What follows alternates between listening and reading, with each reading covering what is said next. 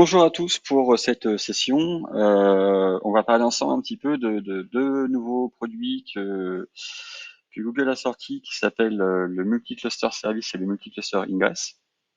Et surtout, je vais vous expliquer pourquoi on a besoin de ça dans des scénarios un petit peu plus complexes et compliqués qu'on peut avoir aujourd'hui.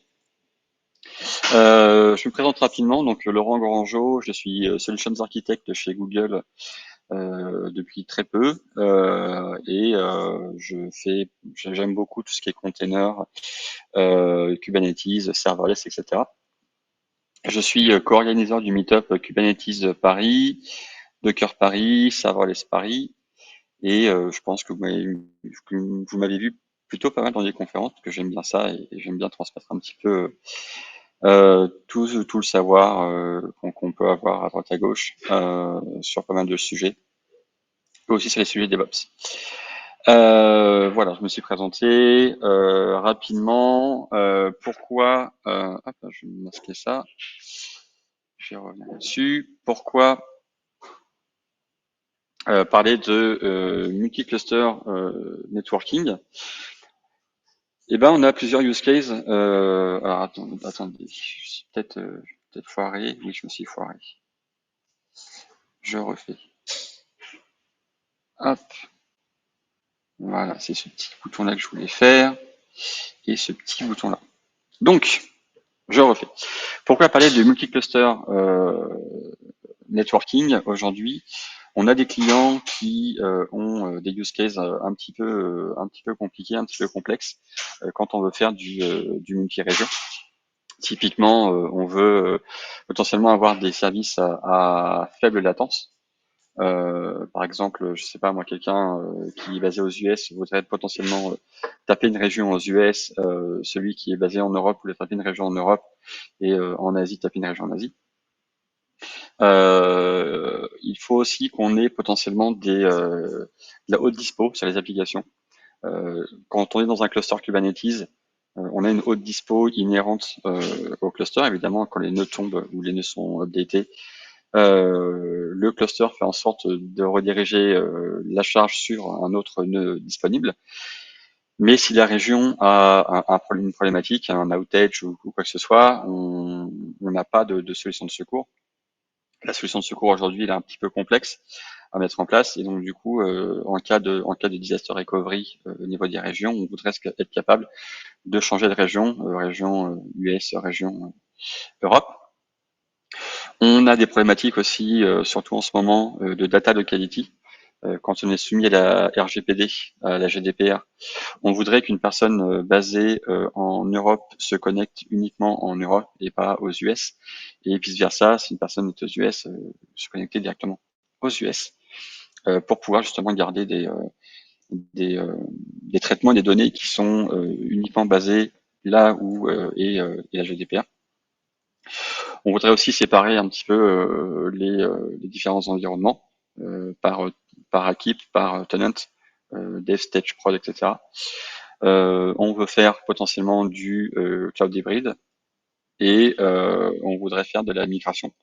Typiquement, quand vous updatez un cluster, soit vous updatez nœud par nœud, donc version 1.9 vers 1.10, de 1.10 vers 1.11, nœud par nœud, mais vous êtes capable potentiellement d'avoir des interruptions de service, puisque les nœuds, le temps de redémarrage, ils sont pas disponibles.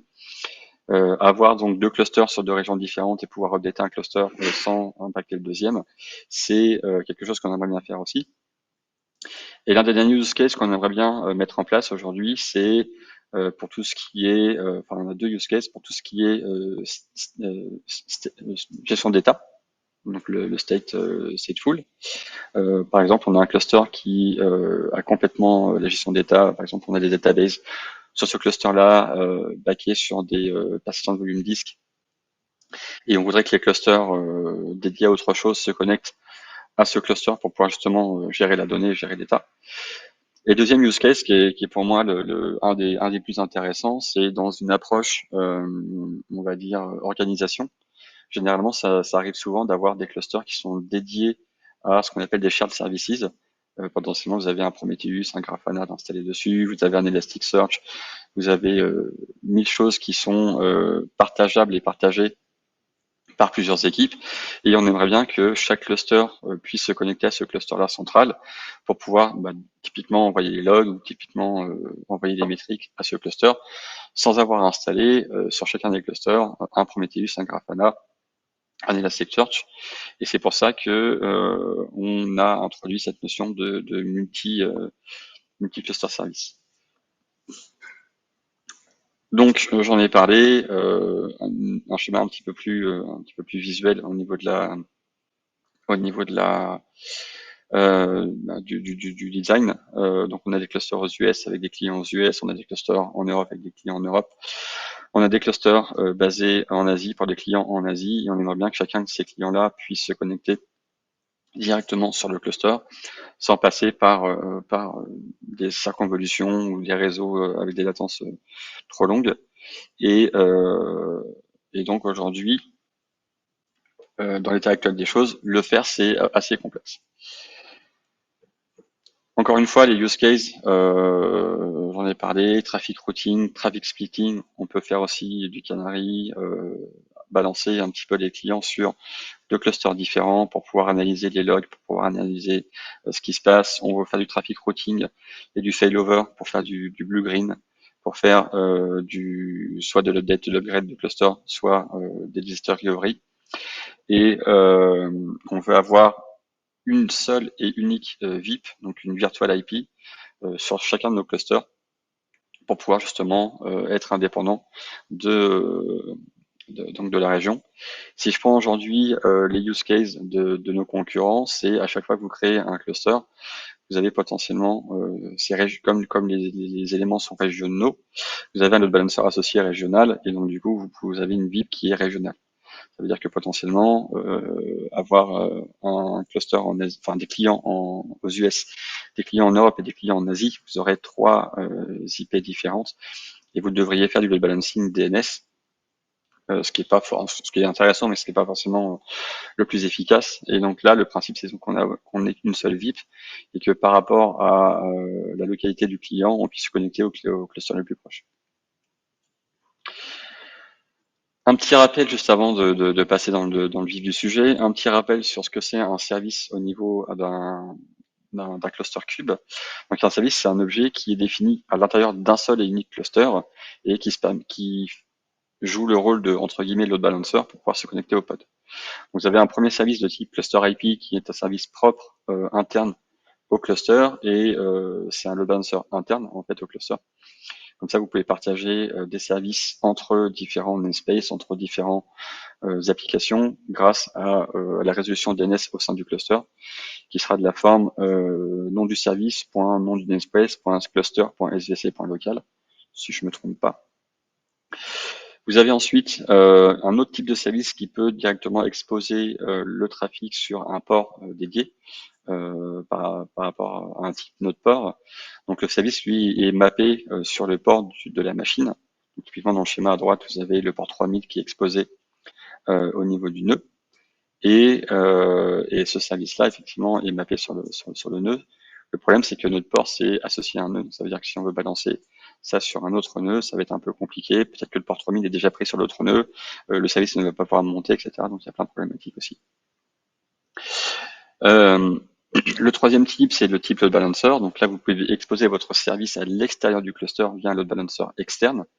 Typiquement sur Google, il y a ce qu'on appelle un Google Cloud Load Balancer qui va être créé et qui va vous permettre de load balancer le service avec une adresse IP externe, donc une adresse IP publique. Et enfin, vous pouvez exposer le service via un external service, un external name. Et donc du coup, pareil, vous pouvez taper le service depuis l'extérieur du cluster. Alors ça, c'est sympa, c'est chouette, c'est intéressant. Et quand on veut exposer le service avec peut-être un nom DNS plus adéquat qu'une IP, on passe généralement par un ingress. D'accord? Donc l'ingress, c'est quoi? C'est juste un mapping entre un nom DNS et le nom d'un service. C'est un peu plus compliqué que ça, mais en gros, vous pouvez taper directement le nom de mon service .exemple.com et vous allez directement taper l'ingress qui va taper le service, qui va taper les pods et vous avez l'application qui va fonctionner. D'accord, donc ça c'était un petit peu un petit quick reminder sur ce que c'est un service et ce que c'est un ingress au niveau des clusters. Donc je vous l'ai dit, hein, quand on est sur un seul cluster, normalement le service, l'ingress, c'est tout ce dont vous avez besoin pour pouvoir accéder à l'application. Tout le monde est content, il n'y a pas trop de choses compliquées. Ça se complique à partir du moment où on veut exposer l'application sur plusieurs clusters. Donc c'est faisable aujourd'hui, mais en gros voilà le type de schéma que vous avez quand vous avez deux clusters qui doivent se parler entre eux. Vous avez évidemment le déploiement de l'application sur les deux clusters, entre les deux clusters des load balancers pour pouvoir rerouter les appels du front-end d'un cluster vers les appels du back-end de l'autre. Même principe sur le front-end de l'un vers le back-end de l'autre. Au niveau des ingress, les ingress se reroutent au niveau du DNS et c'est assez fragile.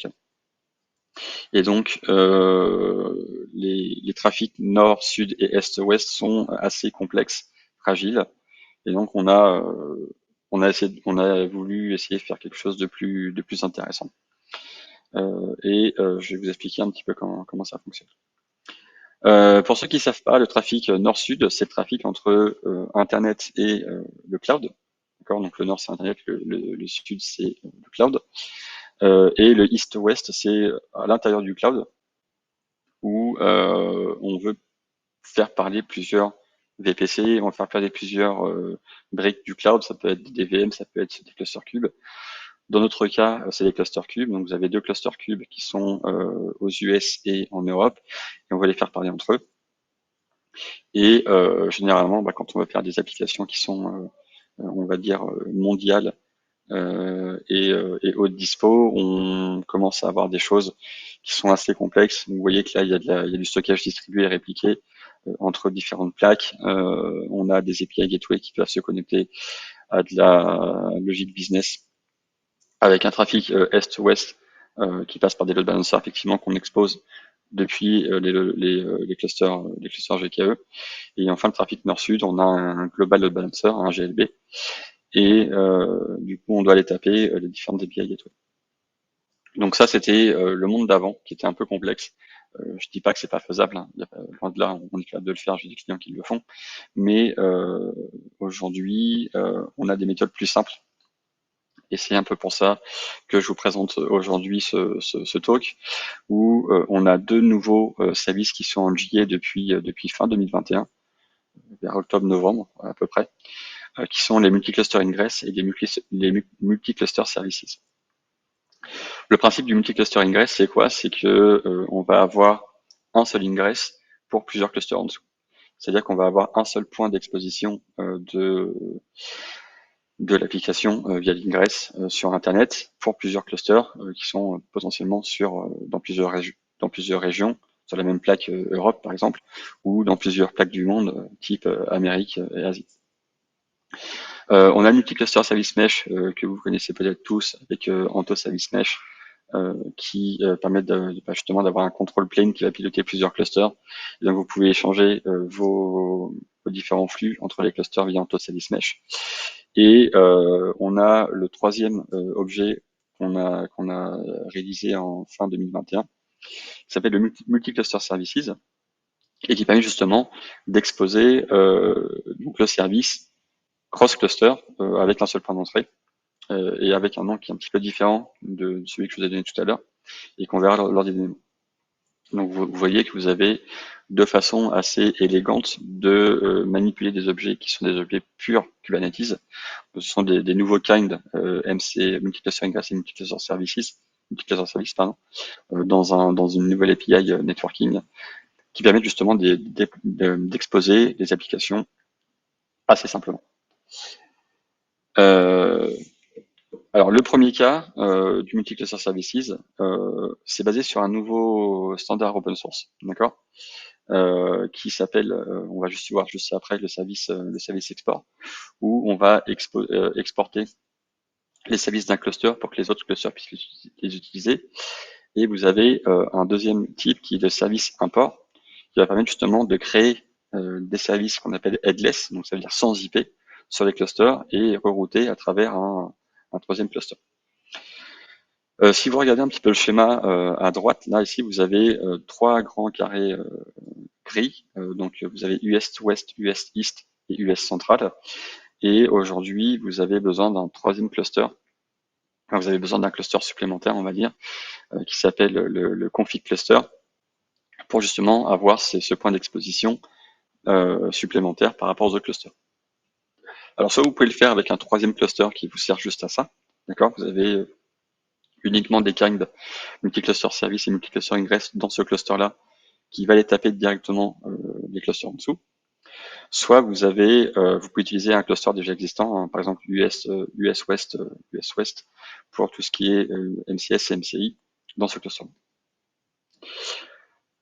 Et donc comment ça fonctionne? Vous avez une nouvelle API qui s'appelle Service Export, cette API-là va vous permettre d'exporter les services présents sur les différents clusters, et vous voyez que vous pouvez vous retrouver avec un schéma un petit peu, avec un schéma de type landing zone quand on fait du cloud, avec des clusters privés, des clusters publics, et un nouveau type, pareil, d'API qui s'appelle des gateways, qui vont vous permettre justement d'aller rentrer dans ces clusters-là et de faire du routing entre les différents blue-green deployments. Voilà, typiquement, dans le schéma, là, vous avez des clusters bleus, des clusters verts, et on fait du routing par rapport à si on va aller sur le bleu, si on va aller sur le vert. Et donc ça, c'est super intéressant, parce que vous voyez que vous pouvez faire évoluer et indépendamment les uns des autres. Ok. Alors ce que je vous propose, c'est qu'on passe à une petite démo de multi-cluster service. Alors normalement, hop, j'ai toutes les démos là. Alors je vais vous montrer un petit peu comment ça fonctionne. Je vais me reconnecter sur mon Cloud Shell. Donc là, pour des raisons de rapidité de la démo, parce que ça prend un petit peu de temps, j'ai déjà créé tous les clusters nécessaires et déjà déployé les workloads, mais on va les faire au fur et à mesure pour vous montrer un petit peu comment ça fonctionne. Donc ce qui se passe, c'est que là, j'ai principalement 4 clusters. Donc un cluster basé aux US, un cluster basé en Europe, un cluster basé en Asie et un cluster config cluster, pour vous montrer. Ces clusters-là ont été enregistrés dans ce qu'on appelle une JSON float. Donc c'est pareil, c'est un nouveau type qu'on a sur Google Cloud, qui est la JSON float. Et en fait, vous enregistrez tous vos clusters dans une flotte complète de clusters. Et comme ça, vous pouvez manager directement tous vos clusters. Juste pour vous montrer, tac, tac, tac. Donc c'est ça qui nous intéresse. Alors dans un premier temps, ce qu'il faudrait faire, je l'ai déjà fait pour vous, c'est d'enregistrer, enfin d'activer le multi-cluster service dans la gestion de flotte. Et donc pour ce faire, on a un G-Cloud Container Fleet multi-cluster service enable qui va vous permettre justement d'activer les API du MCS pour pouvoir les utiliser. Donc ça a déjà été fait. Ensuite, on va aller enregistrer nos différents clusters dans une flotte complète.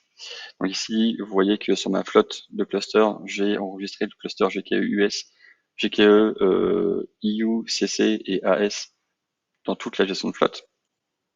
Et évidemment, la gestion de flotte fonctionne avec aussi Workload Identity, qui va vous permettre de piloter et de créer directement tous les objets dans le cluster sans aucun souci et sans souci d'authentification. Et ensuite, pour vous montrer un petit peu la flotte complète, Project ID, évidemment, il n'est pas ACT, j'ai Cloud, je sais plus, config, set, project, NGU, démo, il est déjà fait, et si je fais un export, tic-tac, tic-tac, export, project, ID, égale, NGU, démo. Et normalement, si je refais la commande, voilà, vous avez ma flotte de clusters, US, CC, AS et EU, peut-être un petit peu zoomé, voilà, qui sont déjà présents. Donc j'ai déjà enregistré tous mes clusters dans la gestion de flotte, et tout ça c'est déjà été fait. Ça prend un petit peu de temps, ça prend 10 minutes à peu près. C'est pas non plus, ça prend pas non plus trop de temps. La quatrième étape dont vous avez besoin, c'est de donner les droits de Network Viewer sur un service account, donc le service account du Project ID. D'accord, donc c'est celui qui fait tourner vos clusters GKE pour que justement les différents clusters puissent aller voir les routes qui ont été créées par Multicluster Service et donc du coup enregistrer toutes les routes dans les différents clusters. Et donc ça c'est le même principe, un rôle à envoyer. Alors pour information, tout ce que je vous montre ici, normalement je vais les mettre en open source pour que vous puissiez le faire aussi chez vous tranquillement. Euh, et, euh, et du coup sur mon repo GitHub.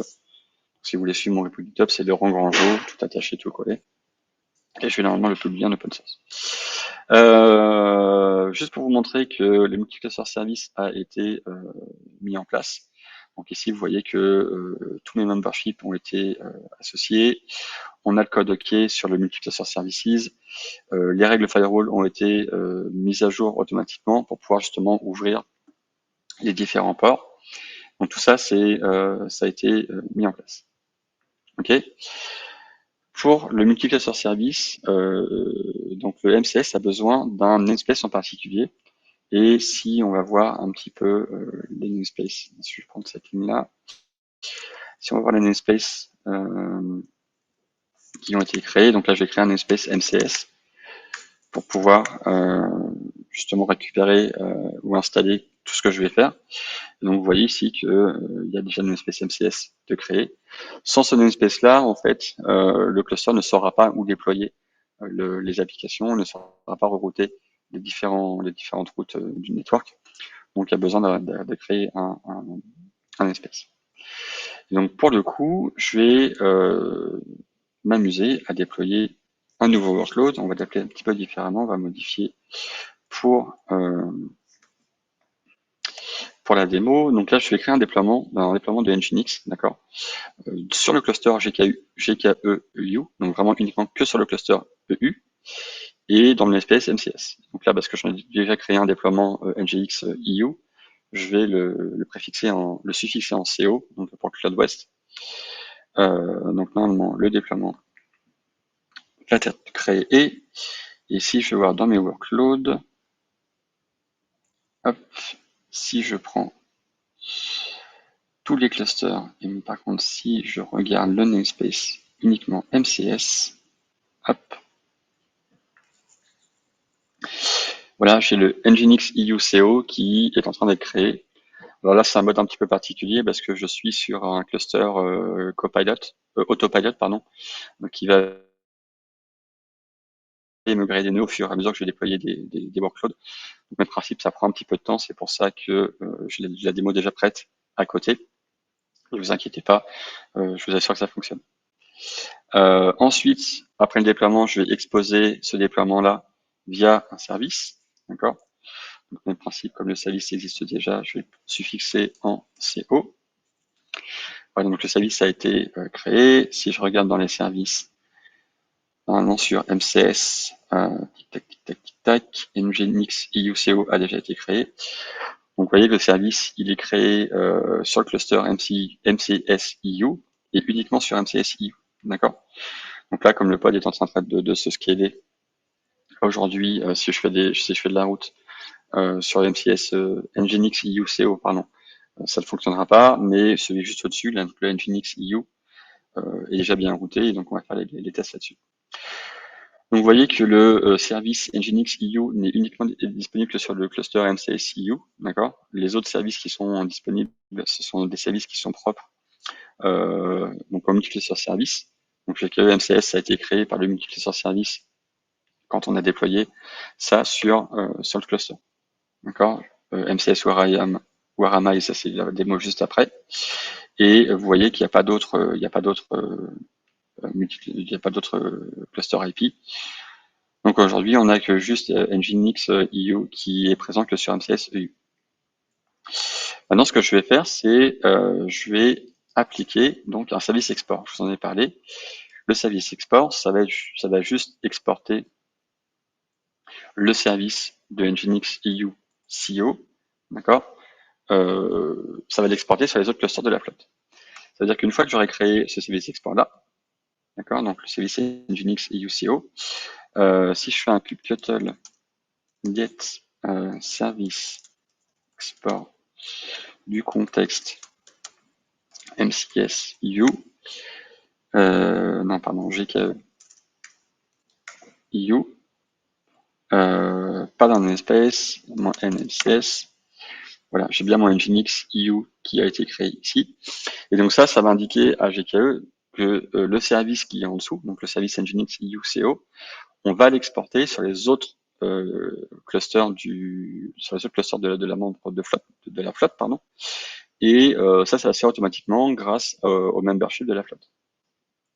Donc là, j'ai exporté mon service Nginx EUCO sur les autres clusters. Et donc, si maintenant je veux aller interroger les autres depuis les autres clusters, pardon, on va le faire juste après. Je vais juste vous décrire un petit peu à quoi ça correspond le MCS, d'accord. Donc c'est une espèce MCS, le nom Nginx EUCO, et vous voyez que c'est un service export.net.gke.io. Et enfin, ce qui est important de regarder, c'est vraiment le status ici. Tant qu'il n'est pas à true, ça veut dire que le multicluster service et le service export n'ont pas été exportés à d'autres clusters. Donc là, le status il est à true, donc normalement le type il est exporté, donc normalement ça devrait fonctionner. Ce que je vais faire, c'est que je vais m'amuser à... Ça va prendre un petit peu de temps.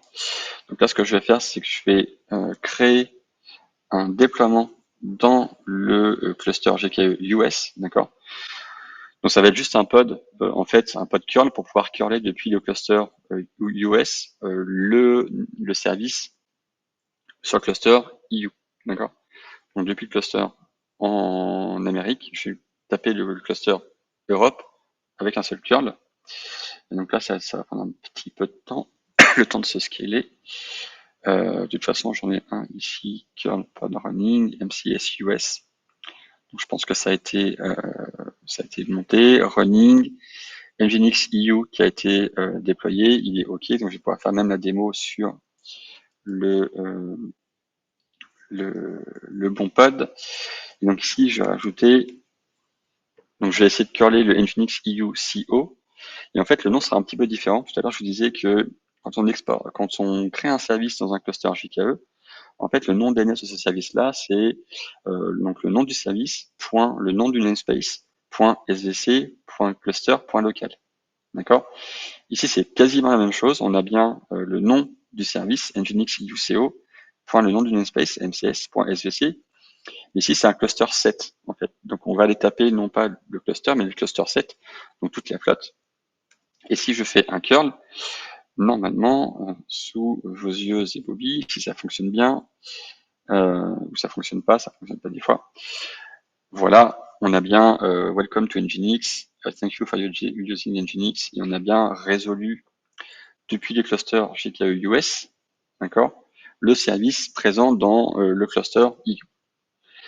Donc encore une fois, ce que je vous disais, ça fonctionne très très bien ça quand vous avez par exemple un cluster, on va appeler ça shared services, où dedans vous avez par exemple un Prometheus et un Elasticsearch commun à toute l'organisation, et vous voulez que tous les clusters, tous vos clusters GKE puissent aller taper ce shared services Prometheus ou Elasticsearch et envoyer directement les logs et les métriques là-dedans. Et en fait, en faisant ça, donc en faisant un service export de Prometheus et ou de Elasticsearch, vous pouvez directement, depuis n'importe quel cluster associé à la flotte, taper ce service, et donc vous économisez en termes de charge, puisque vous n'avez pas besoin d'installer un Prometheus et un Elasticsearch sur chacun de vos clusters pour pouvoir justement aller faire ça. Et en plus, vous n'avez pas besoin non plus d'exposer ça via un load balancer externe avec une adresse IP qui peut être publique, je sais pas. Donc ça vous évite des problèmes de sécurité. Donc ça, c'était pour vous montrer un petit peu le multicluster service. Normalement, la démo, elle est finie, exactement. Je vais revenir sur les slides. Et donc là, on est vraiment cross cluster au sein de la même organisation. au sein du même VPC. Et là, le principe, on va vouloir aller un cran plus loin, où on va vouloir exposer un service, euh, donc un service, une application, pardon, sur Internet, mais bah, de manière plus globale. Et on veut justement que quand on va aller taper cette application-là, on veut que comment dire, les clients puissent aller taper le point de présence le plus proche.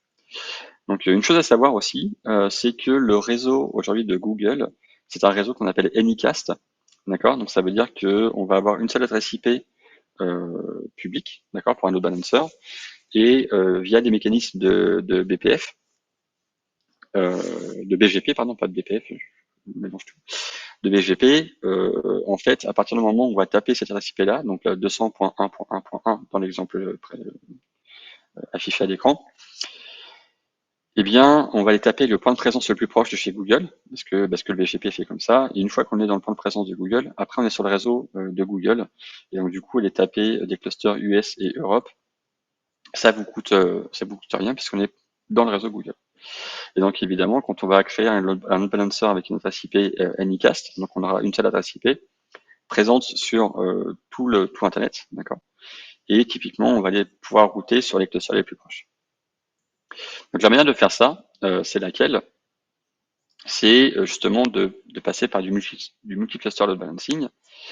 Et en gros, aujourd'hui, comment on fait, c'est que on a, enfin, la route empruntée par le paquet va prendre une route la plus courte. Et typiquement, si on a un outage au niveau de la route, par exemple, le cluster Europe disparaît, le point de présence de Google va rediriger vers le cluster le plus proche. Et du coup, il faut que ces deux clusters-là puissent se parler pour savoir qu'est-ce qui a été changé, qu'est-ce qui a été installé, etc., etc. Et donc, c'est là où rentre en compte le multi-cluster ingress, qui fonctionne un petit peu différemment de ce que je vous ai montré tout à l'heure. Tout à l'heure, ce qu'on a fait, c'est qu'on a installé un service sur un cluster quelque part, et on a voulu exporter ce service-là sur les autres clusters, donc avec un service export. Là, ce qu'on va vouloir faire, c'est vraiment avoir l'application installée la même partout pareil sur tous les clusters. Pardon. Et le principe, c'est qu'effectivement, on puisse mettre en place des routes pour aller sur le cluster le plus proche. Alors comment ça fonctionne au niveau du ressource modèle? Je vous ai dit, on a un troisième cluster qui fait office de witness, de témoin, qui s'appelle un config cluster. Et c'est dans celui-là où on va installer le multi-cluster ingress et le multi-cluster service. Et en gros, ce qui se passe, c'est que sur les clusters, donc Europe et Asie, dans le schéma suivant, on a déjà installé l'application. Donc là, c'est l'application AppFoo. Ça pourrait être une application, je sais pas moi, n'importe laquelle, PepClinic, votre application, quoi que ce soit. Et en gros, ce qu'on va faire, c'est que dans le config cluster, on va non seulement créer un multi-cluster service, d'accord, qui va lui aller créer automatiquement des services qu'on appelle headless, donc sans IP. Et par-dessus, on va installer un multi-cluster ingress qui va référencer le multi-cluster service. D'accord? On peut évidemment choisir quel cluster elle est tapée. D'accord? Donc, par exemple, dans cet exemple-là, dans le multi-cluster service, je vais choisir que le multi-cluster service ne va rerouter que sur les clusters Europe et Asie, mais pas sur Asia 2. Parce que Asia 2, c'est peut-être un cluster de staging, c'est peut-être un cluster de Canary Release, j'en sais rien, il y a plein de use cases là-dessus. On peut très bien arrêter de router sur Asia 2, d'accord? Donc on va taper que Asia 1 pour pouvoir justement faire un update, un upgrade de Asia 2 parce qu'on est en version, je sais pas moi, 1.9, 1.10 de GKE et on va faire des updates sans interruption de service. Donc, ce qu'on va faire, c'est qu'on va sélectionner le cluster sur lequel on va aller taper et automatiquement, le multi-cluster service va aller créer ou détruire des services headless par rapport à ce qu'on lui a dit. Donc ça, c'est un des use cases qu'on peut mettre en place. Et un autre use case qu'on peut mettre en place aussi, c'est avoir des notions de namespace, d'accord? Donc on peut avoir plusieurs clusters, d'accord, US, EU, et on peut très bien dire au multi-cluster ingress, bah, tu ne vas taper que l'application foo qui se trouve que dans le namespace bleu. d'accord? Et même principe, tu vas taper de l'application foo qui ne se trouve que dans le namespace red. Et donc, on a une séparation de différents clusters avec différents use cases. Et par rapport à si on va taper le bleu ou le red, on a directement, on va aller taper directement la bonne application. Ça, c'est super intéressant quand on fait du blue-green deployment ou quand on fait des environnements qui sont cross-cluster. Typiquement, on peut très bien imaginer que bleu, c'est un environnement de développement. On peut très bien imaginer que red, c'est un environnement de staging ou de production. Et par rapport à des simulations, des comportements un petit peu différents, on va les taper soit bleu, soit red. Et donc, du coup, on est capable de faire ça. Alors que maintenant que je vous ai parlé un petit peu de tout ça, je vais vous faire une petite démo au niveau de l'ingress. Alors, même principe, ce sont des choses qui ont déjà été préinstallées parce que ça prend un petit peu de temps. Mais même principe, encore une fois, si vous voulez, je vous partagerai tout ça. Donc la première chose à faire, c'est d'enregistrer dans la flotte un nouveau cluster. Donc moi j'ai créé un nouveau cluster juste pour que vous compreniez bien que c'est un cluster différent, donc un config cluster qui va gérer tout ça. Mais vous pouvez très bien utiliser un cluster qui est déjà existant en disant que le config cluster, c'est pas pour moi le GKE-CC, mais c'est déjà le GKE-EU. Et vous économisez un cluster si vous voulez faire des updates. Sauf que le config cluster devient pour le coup un spot si vous voulez l'updater. Donc du coup, faut faire attention. Donc la première étape, c'est effectivement d'enregistrer le cluster dans la flotte, d'accord, donc avec Container Fleet Membership Register. Ensuite, comme tout à l'heure avec le multi-cluster service, on va mettre en place l'ingress, d'accord, sur la gestion de flotte. Donc avec gcloud Container Fleet Ingress Enable. Et donc, on va lui indiquer que l'ingress, on va le mettre en place sur le config membership qui est GKE-CC. D'accord? C'est-à-dire qu'on va activer l'ingress sur le config cluster. Et donc, du coup, si on regarde un petit peu tout ce qui a été installé, hop, au niveau du config cluster, donc je vais prendre juste le config cluster. Je vais y arriver. Bon, voilà, config cluster. Je vais aller voir tous les namespaces ici. Et donc, vous voyez ici qu'on a GKE Connect Agent qui est un petit peu comment dire, l'agent qui permet de faire transiter les flux un petit peu magiquement, on va dire, entre les différents clusters. Et vous avez GKE MCS Importer qui va vous permettre aussi justement de récupérer, de créer les différents services headless qu'on a vu tout à l'heure. Si je regarde au niveau des services et des ingress, donc sur tous les namespaces, on a GKE Connect Monitoring donc qui monitore le flux entre les différents clusters. Vous avez GKE, MCS qui sont les différents multi-cluster services qui ont été créés pour l'ingress. Et donc les deux autres choses ici donc, que je vous expliquerai juste après, ça fait pas partie de l'installation de l'ingress. Et au niveau de l'ingress, là vous n'avez pas d'ingress de créer, mais on va en créer un tout à l'heure. Là il y a un petit problème au niveau de mon installation d'avant. Donc si on regarde un petit peu au niveau de la flotte, hop, au niveau de la flotte et au niveau de l'ingress, on a bien un statut code OK, ready to use, on a bien le config membership, donc notre cluster membership ici qui est présent, et on a bien tous les différents clusters ASCC, EU et US de la flotte qui sont en statut OK.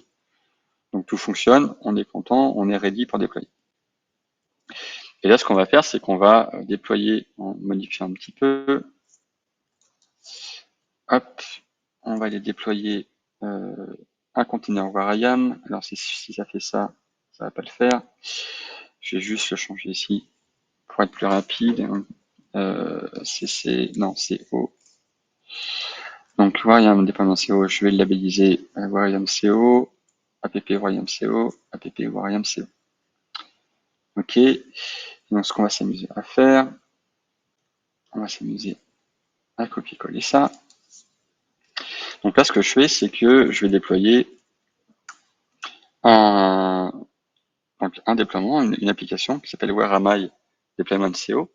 d'accord? Et j'ai besoin de la déployer sur tous les clusters, d'accord? Donc je vais mettre le même nom partout, sinon ça va pas fonctionner. WarIMCO, WarIMCO. Et troisième cluster, hop, je vais faire pareil.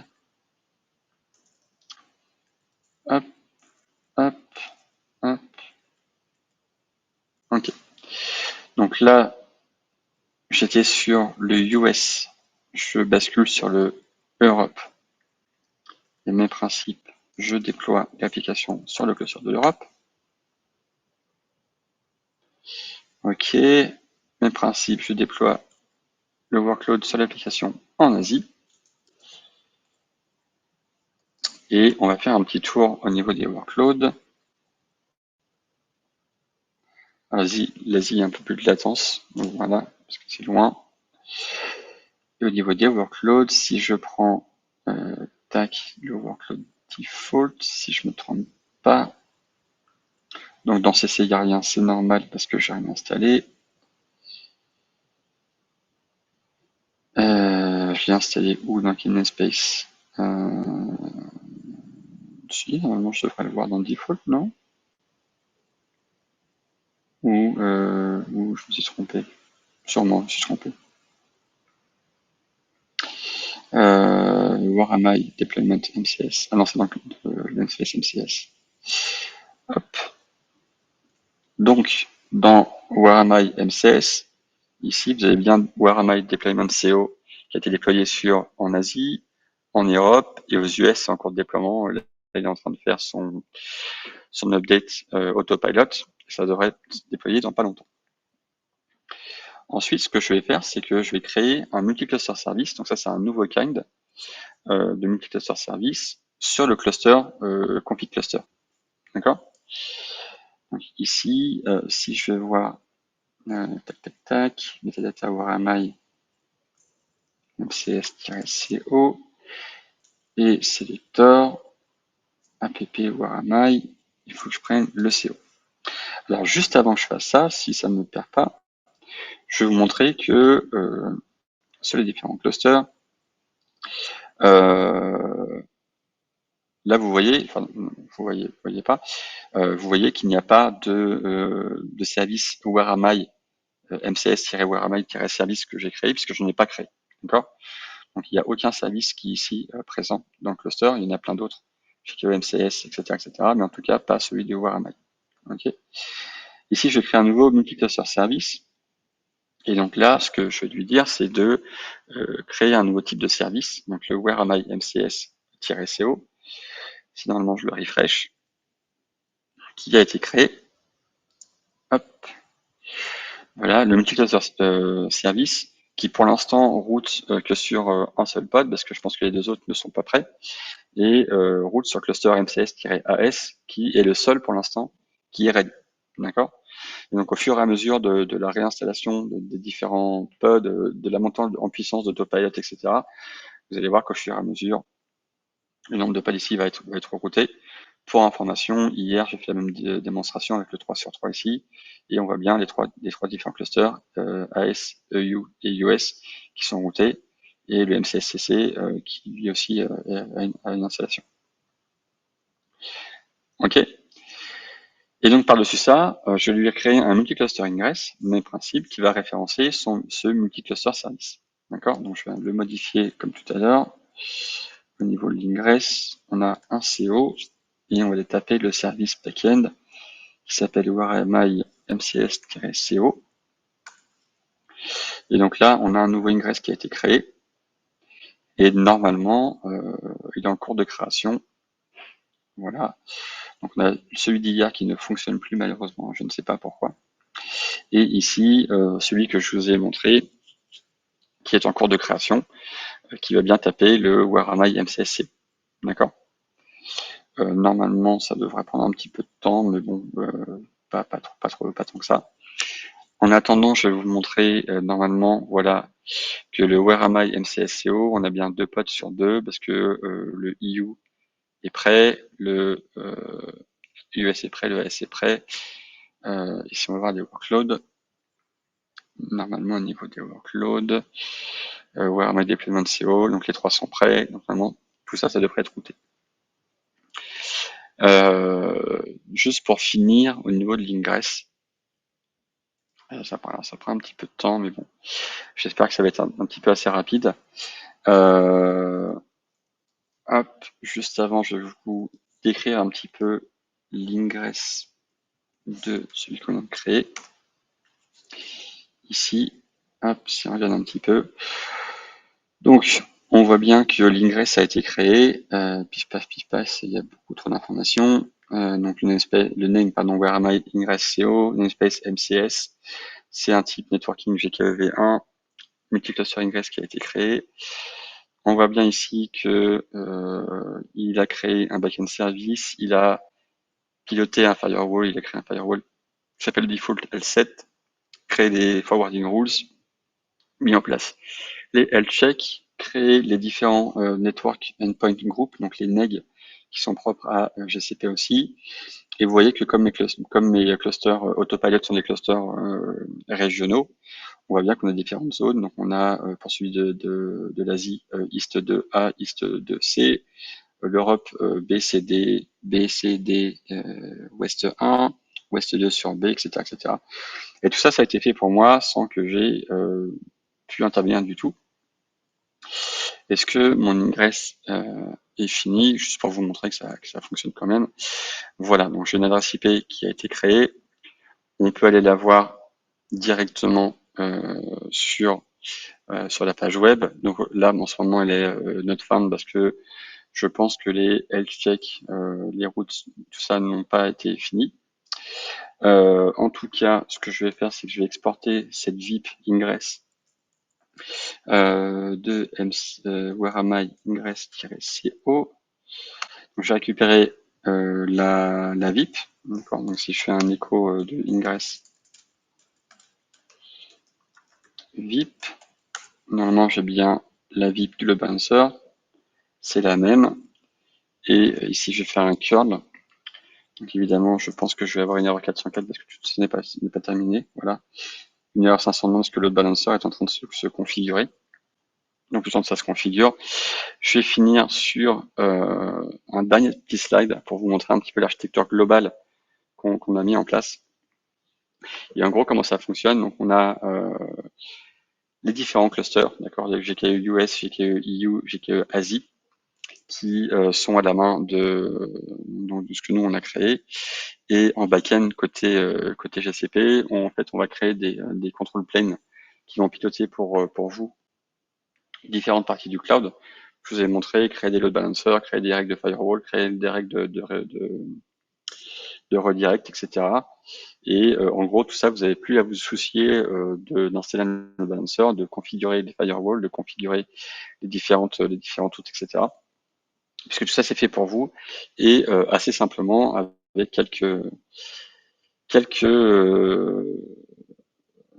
juste deux YAML, un multicluster ingress et multicluster service.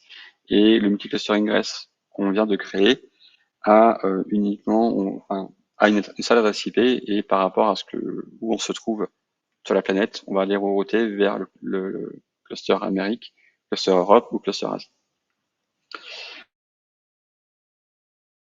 J'ai fini de vous montrer un petit peu tout ce que je voulais vous montrer. Juste avant de passer aux questions, je vais essayer de voir si l'ingress est fini. Voilà. Donc j'ai curlé l'ingress VIP ping. Je peux même aller vous montrer un petit peu à quoi ça ressemble. Voilà, c'est la même chose que j'ai dans le curl. En gros, le cluster name, c'est bien MCSEU parce que je suis situé en Europe. Si j'avais un VPN, je pourrais m'amuser à switcher de VPN. Malheureusement, je n'ai pas de VPN. Et donc, vous voyez que je suis sur le même cluster MCEU. Mais si vous vous amusez à vous prendre cette adresse IP ici et aller taper le cluster, je pense que vous pouvez vous amuser à changer de région. Est-ce qu'il y a des questions? Hop.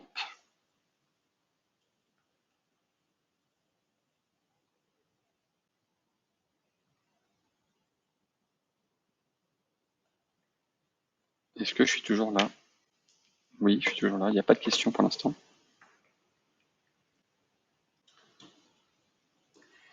Est-ce que c'est utilisable hors GCP? Alors pour l'instant, MCI et MCS ne sont utilisables que dans GCP, puisque pour l'instant on est les seuls à les avoir déployés. C'est open source, donc ça veut dire que ça va être implémenté, je pense, par les autres acteurs. Je ne suis pas au courant, je n'ai pas la roadmap des autres acteurs évidemment, mais c'est quelque chose qui a été open sourcé, qui a été mis, je crois, dans le SIG, donc le S, je ne me rappelle jamais, les Interest Group de, des différents acteurs, et donc du coup, ça va être à la charge des différents acteurs de l'implémentation. Pour l'instant, c'est que je sais.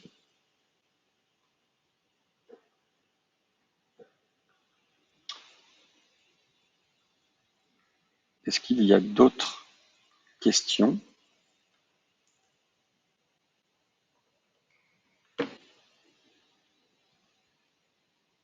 Bah écoutez, s'il n'y a pas d'autres questions, je vais m'arrêter là. Et Ah, oui, dis-moi. ah non, rien, continue. D'accord. Pas de questions, merci Laurent. Très bien. Écoutez, si vous voulez le tester chez vous, je vais le mettre en open source sur mon repo GitHub. Donc voilà, c'est toutes les commandes à passer. En tout cas, merci beaucoup à vous. Merci à CloudWest de m'avoir invité.